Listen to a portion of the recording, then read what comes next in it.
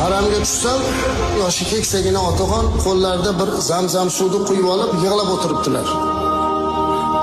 Men nima bo'ldi otaxon, nega yig'layapsiz desam, bir ish bo'ldi-da dedi. Nima ish dedim. Kampirim bir necha kundan beri betob haramga tushmaydi, mehmonxonada yotibdi.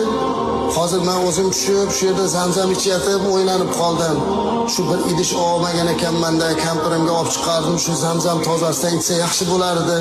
Yo Alloh, shu bir idish bo'lsa edi deb duo qilib tursam, bir qora habash odam o'tib ketayotgan ekan, shunda qo'limga berib o'tib ketdi dedi.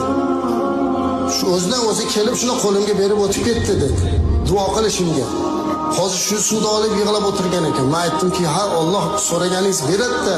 Shunga yig'layapsizmi?" desam, "Yo'q, bolam, men bunga yig'lamayapman. Duo qabul bo'ladigan nuqtasida to'g'ri turgan ekanman-u, so'ragan narsani qarang, shunga yig'layapman."